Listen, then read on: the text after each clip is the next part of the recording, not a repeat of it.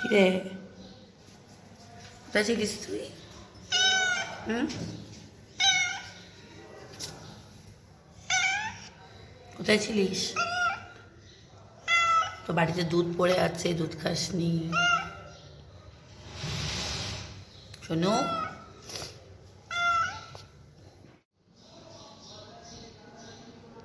শোনো, শোনো।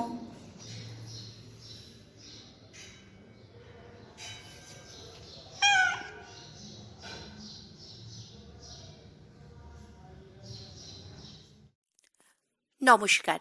চাঁদের হাটের একটা নতুন ব্লগে তোমাদের সবাইকে স্বাগত। আশা করি তোমরা সবাই খুব ভালো আছো। আমি এমনি ভালো আছি, কিন্তু আমার না একটু ঠান্ডা লেগেছে, গলা শুনে বুঝতেই পারছো। তো সে কারণে ব্লগও দিতে পারছি না। তো আজকে ব্লগটা দেওয়ার একটাই কারণ যে তোমরা অনেকেই আমাকে কমেন্টস করেছিলে যে সোনুর ব্লগ কেন দিচ্ছ না, সোনুর ব্লগ বেশি বেশি করে দেবে, আমাদের সোনুর ব্লগ দেখতে ভীষণই ভালো লাগে।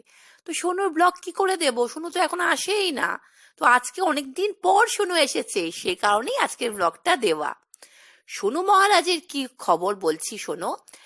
আমি তোর জন্য বিছানা করে দিই, তোমরা তো দেখেইছো, বিছানা করে দিই, ওর খাবার দেওয়া হয়, কিন্তু ওকে আমি ডাকি, ইদানিং উনি আর আসছেন না।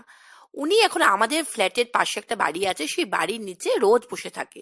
আমি যখন ওই রাস্তা দিয়ে যাতায়াত করি আমাকে মিটি মিটি চোখে তাকায় আর মিউ মিউ করে ডাক দিলে, আমি যদি বলি শোনো কি করছিস, মিউ মিউ করবে, কিন্তু আর আসবে না। কেন আসছে না কে জানে। অনেকদিন পর আজকে আমার বাড়ির সামনে মেউ মেউ করলো। তখনই বুঝতে পারলাম যে সোনু এসেছে। আমি তো চটপট দরজাটা খুললাম। আর ও তো একটু পরিষ্কার পরিচ্ছন্ন থাকতে ভালোবাসে, যখনই ও আসে তখন আমি ওকে পাউডার মাখিয়ে দিই। তো আজকে আমি ওকে পাউডার মাখিয়ে দিলাম।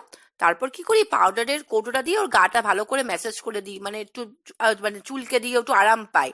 কি কি বলতো, আমি হাত দিয়ে করতে পারি, কিন্তু হাত দিলে না ওর পিঠে যদি আমার হাতটা ঠেকে যায় ও আঁচড়ে দেয়। সেজন্য আমি কি করি, ভয় লাগে না, ও তো অত বোঝে না।